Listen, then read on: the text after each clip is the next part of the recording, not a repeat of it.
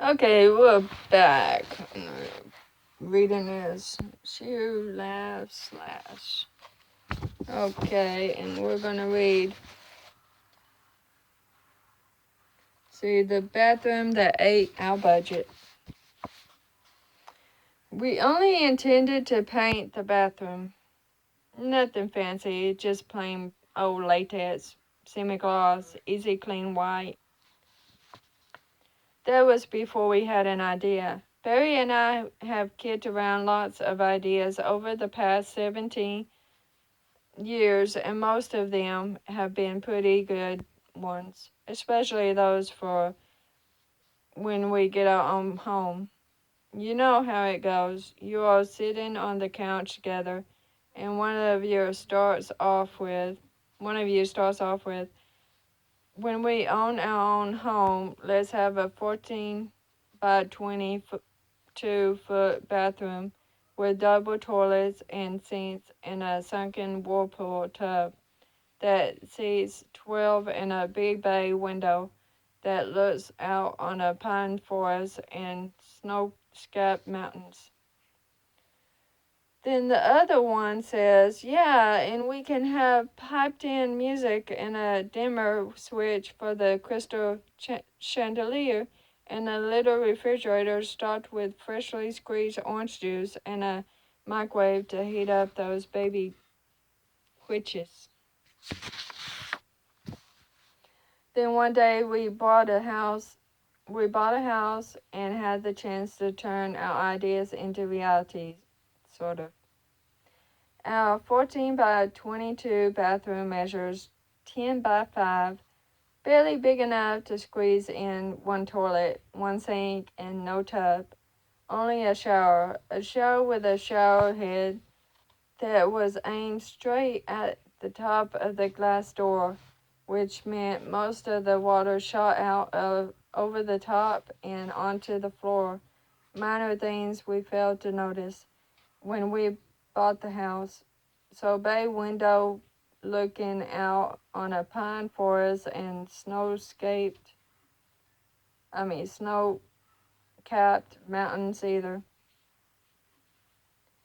It was more like a 22-inch square with a view of an old bent oak tree and our neighbor George's horseshoe pit.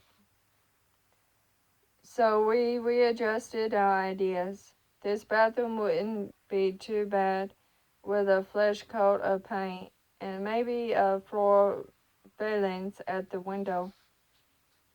That was our original idea. As we prepped the bathroom for painting, I glanced over at Barry and noticed that look in his eye. I'd seen it before. It was his, I know we don't know the first thing about what we are doing, but I'm hoping that God takes pity on innocence and fools look.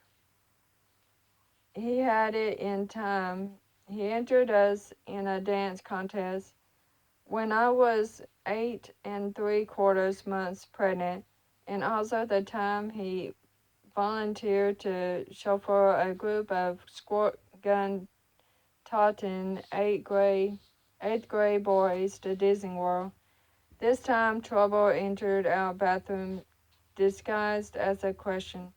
Do you like the medicine chest? Barry asked. Not really, I answered. Next thing I knew, the medicine chest went sailing out the window, landing near George's horseshoe pit. It left a giant medicine chest-shaped hole in the bathroom wall, which Barry assured me would be almost as good as new with a new spackling compound. Then he stepped back to study the room. What do you think of the light fixture? Yeah, it's okay, I guess. Boom, down came the light. How about the toilet? Swoosh, out the front door and onto the lawn went the porcelain throne. Now it'll be easier to paint in here, Barry reasoned. He had a valid point that I had the nagging feeling that something big wasn't about to go wrong. was about to go wrong. Maybe it was the hole in the wall, maybe it was the hole in the floor, or maybe it was the way Barry eyed the vanity cabinet. I don't like that vanity, do you? The truth was I didn't, but I wasn't sure I wanted my husband to know that. Even so, I did what I had to do. I picked up a crowbar and joined him in his demolition frenzy. He took turns ripping apart the vanity cabinet. It was kind of fun until he discovered that both it and the sink top were cemented to the wall. This time it was my turn to contribute an idea. Shouting, "Let's replace everything." I took a sledgehammer and smashed the sink top and jutted out from the wall. "What's more," Barry said, taking the hammer from me, "it'll be so much easier to paint it in here." With the third blow, we found yet another little problem. No towel on the wall behind the sink or on the floor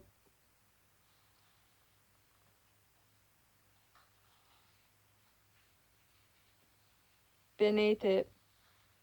At the time, only I considered it a problem, Barry. The eternal optimist saw it as an opportunity. You know, since retile the we have to retile the wall anyway, I could knock out the top tiles in the shower and move the shower head over so the water won't go over the door anymore.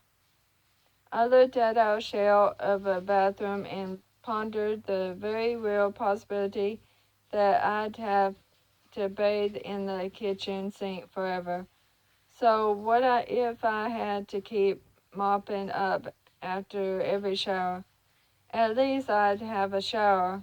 But before I could say anything, Barry had picked up an axe and a couple of power tools and started hacking away at the towel. Hours later, when the dust settled, I had a question. Once you move the shower head, what happens if we can't match the towel? What happens is that contractors laugh at you, and then they hand you an estimate for $928 to remove and replace all the remaining tile in the shower, the bathroom floor, and the walls. To save $150, Barry decided to see if we could remove the tile ourselves. Finally, after weeks of hammering and chiseling, we tossed the last tile on the mountain of rubbish in the front yard. Barry stood back to admire his work, and I stood back to sigh with relief. There was nothing left to destroy, but our celebration of mass destruction was brief. It ended when I totaled the bills from our simple bathroom paint job. We had actually spent 100 times more than we originally intended. At the grand reopening of our bathroom, the tile gleamed and the toilet glowed. In fact, the entire room sparkled and shined. It wasn't the bathroom of our dreams, but at least I didn't have to put up with tile dust and hunks of wall in my hair anymore. Then I saw Barry's face. There was that look again. "You know, honey," he said, "I was just thinking."